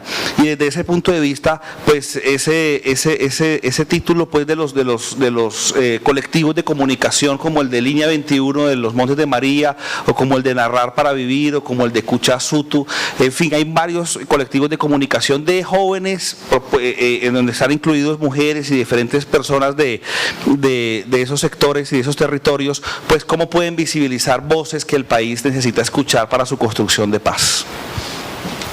Bueno, muchísimas gracias. Entonces, nuevamente, fíjense ustedes que surge un tema central y es la importancia de los agentes, ¿verdad? Si se dan cuenta que aquí la discusión ha logrado identificar que es la gente, la comunidad, quien, ¿verdad?, realmente es el protagonista, y que son los agentes quienes al final pueden generar estos procesos de cambio. Desde las instituciones de educación superior, la experiencia en la investigación, la educación que nos permite a nosotros como desarrollar esos procesos de investigación, debemos respetar esos espacios de estas personas, y nosotros mismos aquí en la institución velamos por eso. Por otro lado, Oris, esta experiencia que ha venido manejando desde la Universidad del Atlántico, el programa Diverse, que ha sido reconocido por el Ministerio como una de las mejores experiencias al nivel de inclusión, nos gustaría que nos contara en qué consiste el programa, cómo ustedes logran atender a la población prioritaria desde el acceso hasta que se gradúan. Bueno, el programa Diverser de la Universidad del Atlántico efectivamente fue creado en el 2009. De hecho, ahorita el 27 de septiembre estamos cumpliendo nuestros primeros 10 años de conformado el programa. Pero realmente la iniciativa, o no digamos la iniciativa, porque no fue iniciativa, más bien la universidad comenzó a trabajar el tema de atención a la población con discapacidad específicamente por allí en el 2005. ¿Por qué digo que no fue iniciativa? Porque la persona sorda que entró a la universidad fue por tutela. La universidad no estaba preparada para el tema, como no estamos ninguna de las instituciones en este momento. Entonces, ella en tutela, la universidad pues tiene que acceder al tema. Ella ingresa, pero aún así la universidad pues no le da como mucha atención al tema, o sea, le tocó, más que todo fue atender el tema por lo de la tutela. Yo ingreso a la universidad en el 2007 Pues ya venía, como les conté hace ratico, ya venía de un proceso de inclusión, educación básica, media y demás, y pues ahora comenzamos como la organización de todo lo que era el tema de inclusión a partir de esa experiencia que ya traíamos. Las directivas de la universidad pues dijeron, no, esto hay que organizarlo. En el 2007 ingresaron alrededor de unos 19 sordos, personas sordas.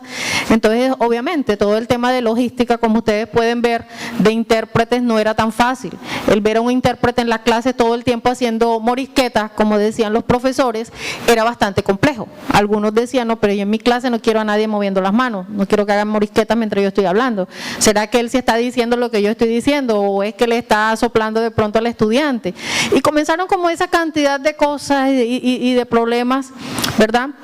Entonces, cuando vimos la necesidad de entrar allí, las directivas de la universidad, el vicerrector académico y revisar qué se estaba haciendo con esto.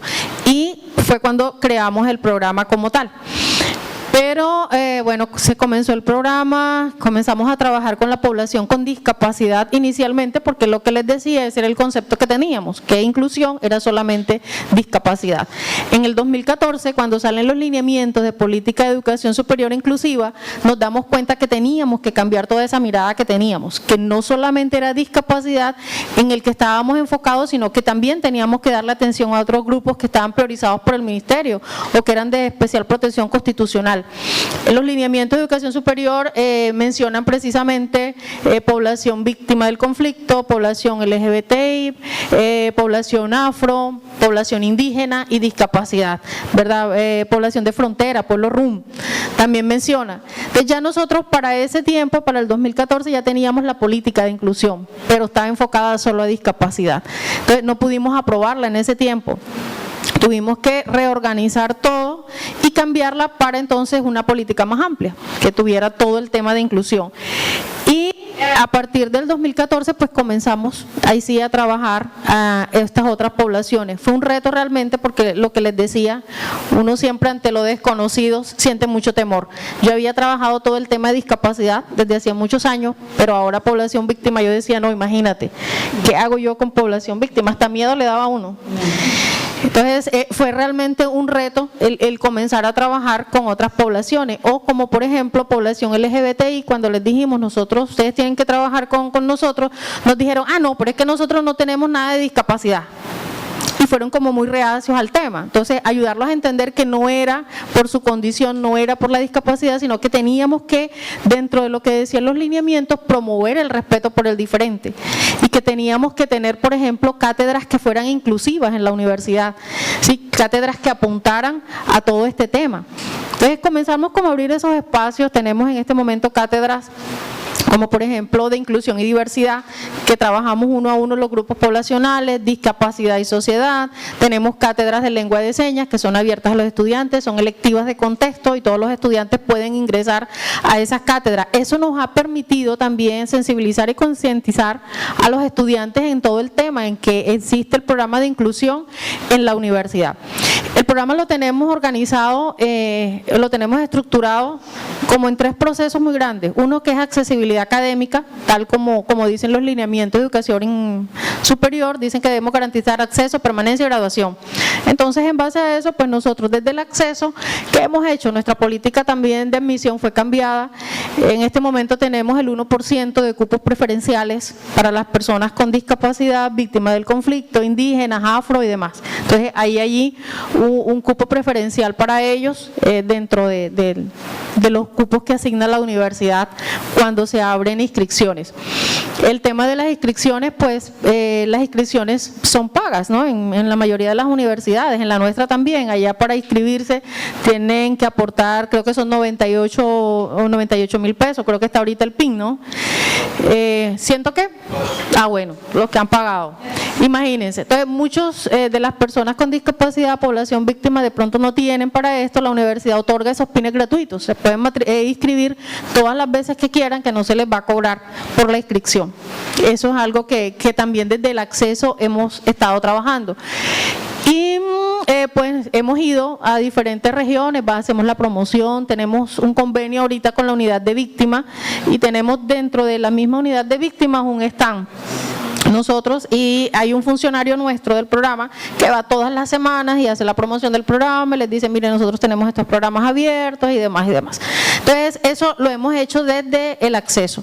Para la permanencia hemos creado un proceso bastante interesante, creo que es como el alma realmente de Diverser, porque lo que hacemos allí es el acompañamiento directo a los estudiantes. En este momento tenemos 135 estudiantes con discapacidad caracterizados. Cuando digo caracterizado es que conocemos quién es, cuál es la discapacidad, le tenemos una carpeta, le tenemos una ficha de ese estudiante, le tenemos un seguimiento y ellos están todos con sus diagnósticos allí. Nosotros abrimos y ahí está el diagnóstico.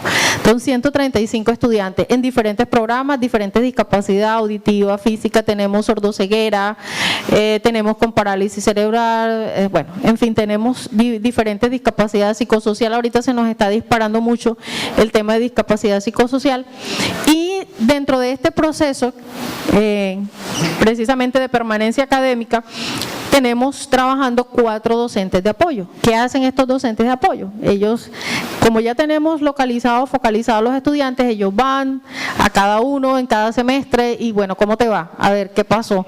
O si el profesor, profe, ¿por qué perdió la asignatura? No, mire, que porque él llegó tarde, que porque él no me cumple. Entonces ahí entramos como a revisar con el estudiante qué es lo que ha pasado, a recordarle los compromisos, firmamos actas de compromiso, si es necesario incluso hasta con la familia.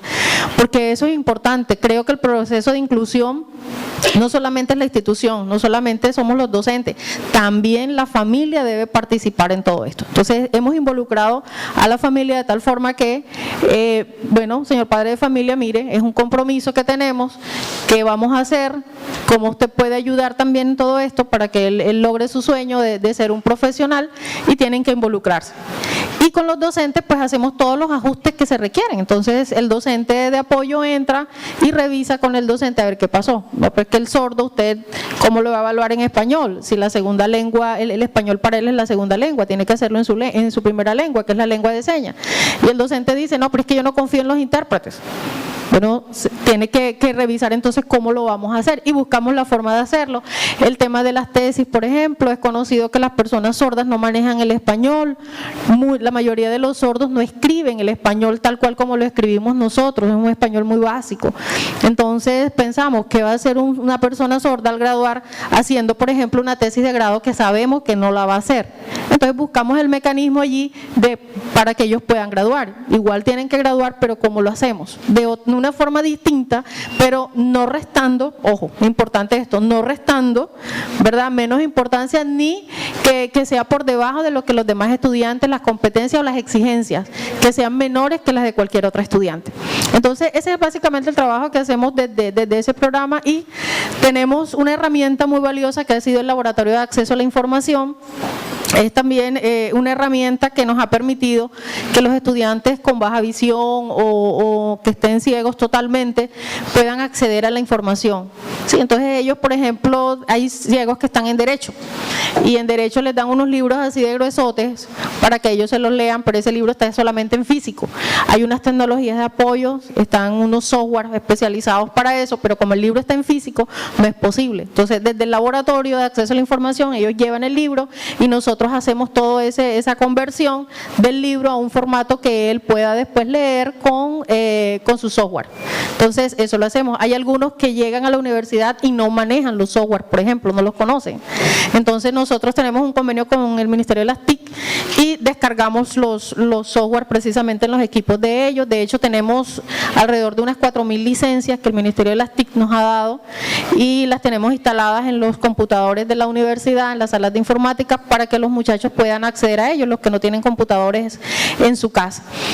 Lo mismo que las noticias, videos y demás en lengua de señas desde el Laboratorio de Acceso a la Información, pues nuestros intérpretes lo pasan a lengua de señas para que la población sorda pueda acceder a ella. Entonces, básicamente eso es lo que hemos estado haciendo desde el programa de inclusión. Pues es un reto realmente el día a día. Población víctima tenemos, esos son los discapacidad 135. Tenemos que han entrado por el programa víctimas 120. eso tenemos.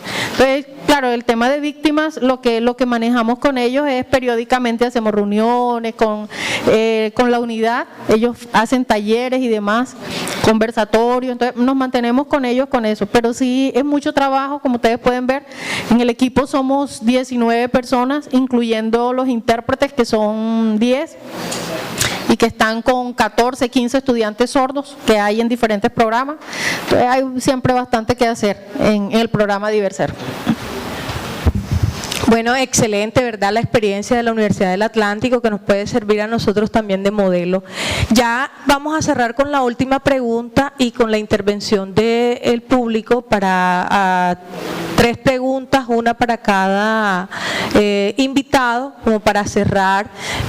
Y quiero pedirles como de manera sintética, ¿verdad?, que nos, bueno, desde esa experiencia tan amplia que tienen ustedes en este tema, muy sintéticamente, ¿qué nos recomiendan a nosotros, a este público que está aquí presente, para nosotros empezar a ser inclusivos? En 2 palabras. En 2 palabras, yo cuando estoy en un conversatorio le pongo el reto a los invitados de en 2 palabras decirnos cerrar.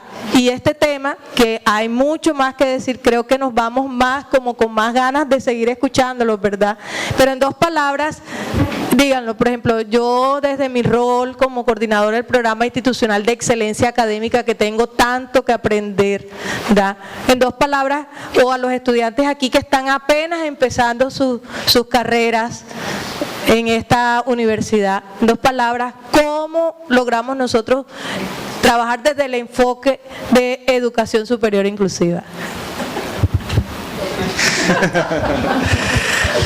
Bueno, desde la investigación podría decir que básicamente hay una necesidad de escuchar a la gente, de volver a los territorios.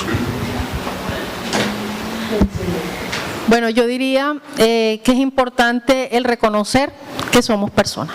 Cuando tenemos eso presente, eso cambia todo. Pues desde mi parte solo me resta decir que vencer el miedo a lo diferente. Muy bien, lo lograron, un aplauso.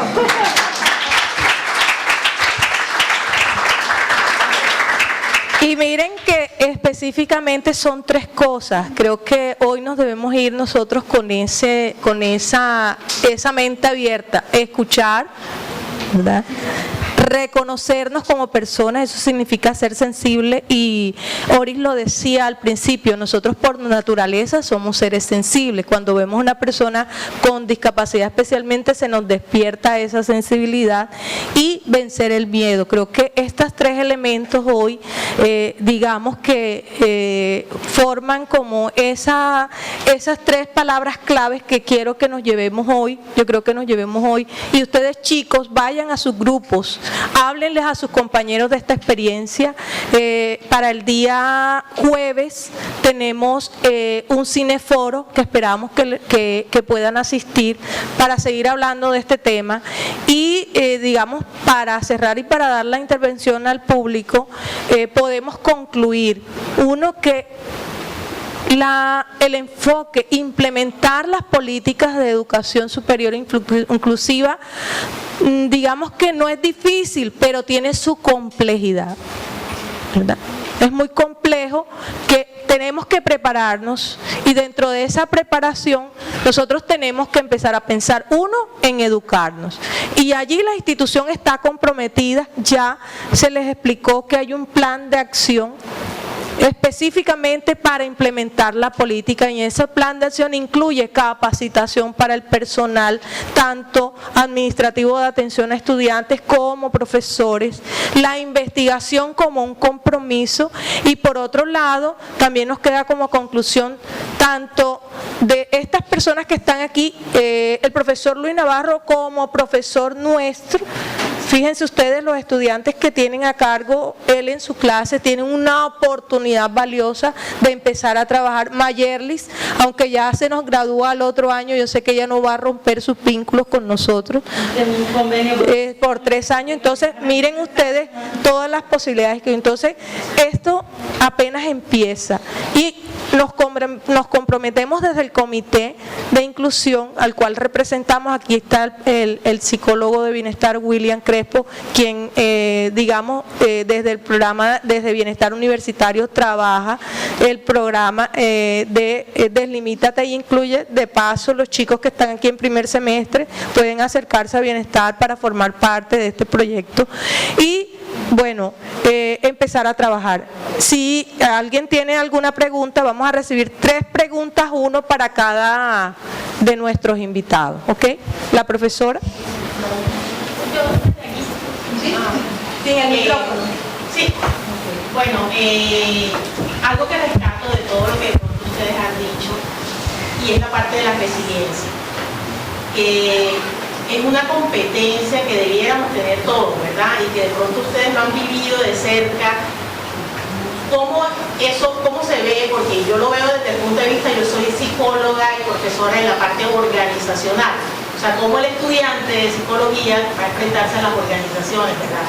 Y uno dice, esa competencia es supremamente importante para lo que se está viviendo en las organizaciones de hoy. Todos los cambios que hay, las crisis, todo lo que está pasando en el mundo, cómo el estudiante de la academia puede mirar eso y cómo esa resiliencia puede llevarla a las organizaciones para que todos los cambios él pueda ser exitoso. Cualquiera que quiera.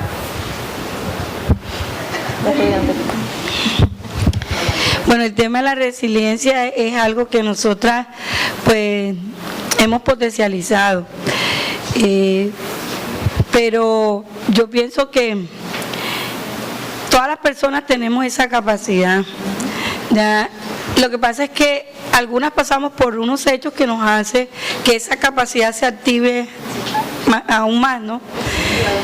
Y creo que la manera de llevarla a la academia o que el estudiante entienda qué es la resiliencia es lo que acabamos de decir las 3 partes que estamos acá, y que conozca, que entienda que cómo estas mujeres o cómo estas personas que tienen alguna discapacidad han podido superar esos obstáculos, ¿no? Esa capacidad de pararse a pesar de la adversidad. Yo creo que ahí sí estoy totalmente de acuerdo con lo que han dicho, es que si no se vive, esto es como el partido de fútbol, ya que tú te pones la camiseta porque vas a jugar la selección Colombia, hay que sentirlo, hay que vivirlo para que... como el carnaval. Como el carnaval, sí, porque desde la imaginación no se siente. Yo creo que hoy ustedes pudieron sentir un poco lo que ha sido esa resiliencia y esa resistencia que tenemos hoy las mujeres en el territorio de Montes de María, cuando hablábamos que pensábamos que en ese contexto histórico del riesgo, cuando en el 2005 se entregaron 597 hombres de la autodefensa en María la Baja, o ahora que hablamos de un tema del acuerdo de paz y se moviliza o entregan las armas el Frente 37 y 35 de la FARC, que ya venía bastante débil en Montes de María, pero que hoy este sector es muy estratégico para el tema de las nuevas bandas criminales, de los nuevos grupos neoparamilitares, y que estamos nosotras defendiendo la vida con nuestra vida. Entonces, ¿cómo se explica eso? O sea, ¿cómo estas mujeres son capaces de quedarse en ese territorio apuestas que las maten? Y uno dice, precisamente porque queremos cambiar y transformar, y es por esa capacidad de resiliencia. Entonces, es algo que tiene que sentirse y escucharse.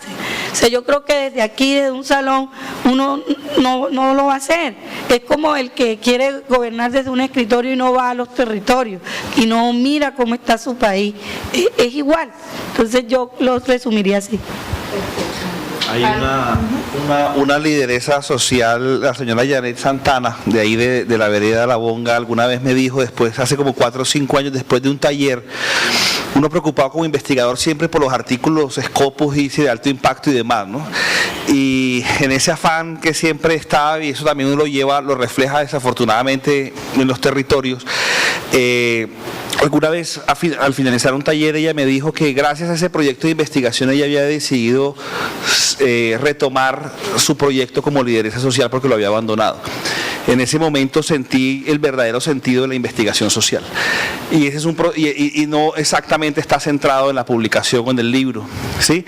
Entonces, y ahí dije, bueno, todo lo que se hizo durante estos 4 días y lo que se venía haciendo con ellos en meses atrás, terminaba tomando sentido en esa frase. Es decir, gracias a este proceso de investigación hemos podido, y yo he podido generar, o sea, fortalecerme como lideresa, tomar la decisión, porque realmente los líderes sociales tienen, como todo ser humano, esa condición también humana de fragilidad, ¿no? Y digamos esa necesidad también de fortalecerse desde esos procesos de resistencia que tan ejemplarmente nos proyectan al país. Y en ese sentido tenemos mucho que aprender de esas personas que jalonan unos procesos, vuelvo a decirlo, desde metodologías propias, desde metodologías que son emergentes, propias de los territorios y que no vienen de afuera, no pueden venir de afuera ni siquiera impuestas, son de ellos. Y entonces como investigador uno probablemente pueda sistematizar, dinamizar, acompañar, escuchar, pero jamás violentar ese proceso que es propio. Gracias. ¿Alguna otra pregunta? ¿Un estudiante tiene algo que decir, que preguntar? ¿No? Bueno, buenos días. Muchísimas gracias por su participación en este evento.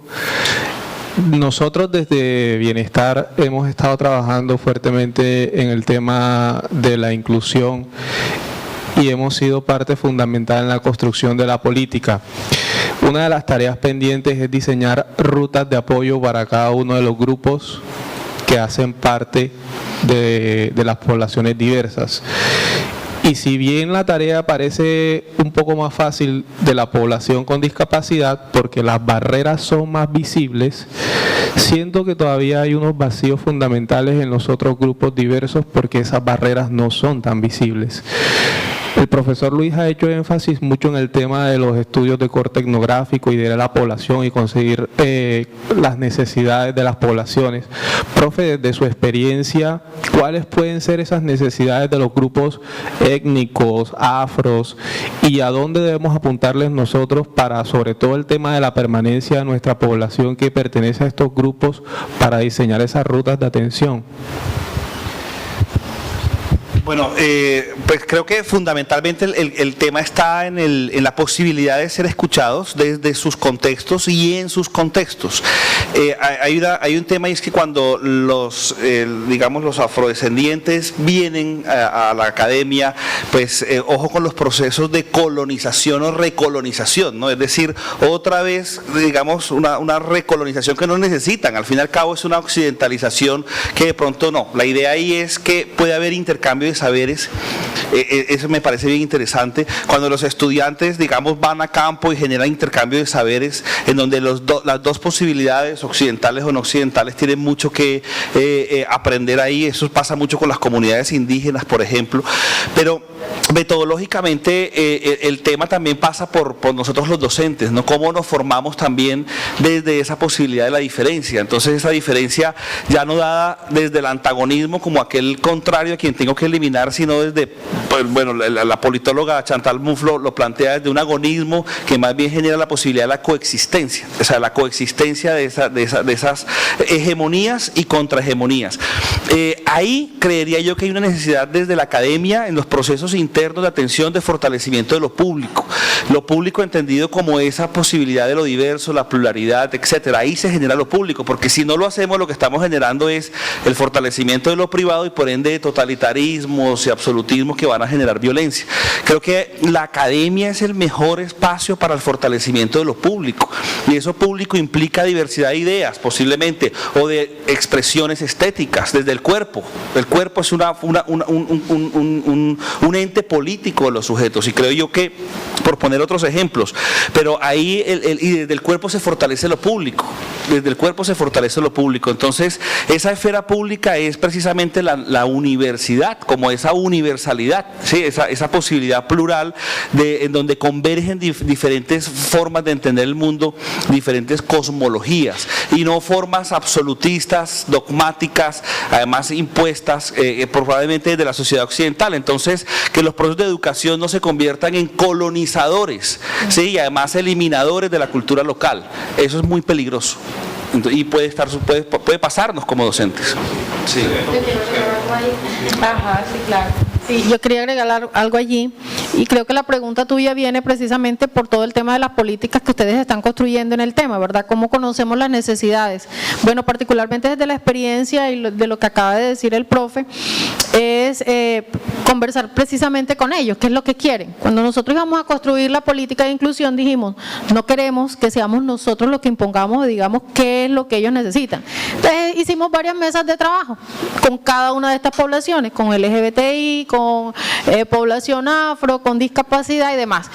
Ellos pues nos propusieron así como que querían hasta un avión para ir y venir a la universidad, pero nosotros ya a partir de eso que ellos querían fueron los insumos que nos permitieron a nosotros saber qué querían, cuáles eran sus necesidades de manera muy minuciosa, y eso lo cruzamos con los lineamientos de educación superior inclusiva, que ya tiene unas líneas gruesas y nos dicen específicamente, no tenemos que matarnos tanto, sino dice en cuanto a acceso, hagan esto, en cuanto a permanencia, hagan esto, en cuanto a graduación, esto. Eso lo cruzamos ahora sí con lo que los muchachos querían, con la minucia de lo que era y lo que la universidad también podía dar, también porque hay muchas necesidades, la gente pide muchas cosas, como por ejemplo que tumbemos el bloque E porque no es accesible, y eso nunca va a pasar, pero sí podemos revisar, bueno, no te puedo tumbar el bloque E, pero sí puedo, por ejemplo, hacer que los ascensores todo el tiempo estén buenos, en buen estado. Entonces también es como revisar eso, la necesidad, pero sí, cómo podemos nosotros también ayudar y minimizar esta necesidad.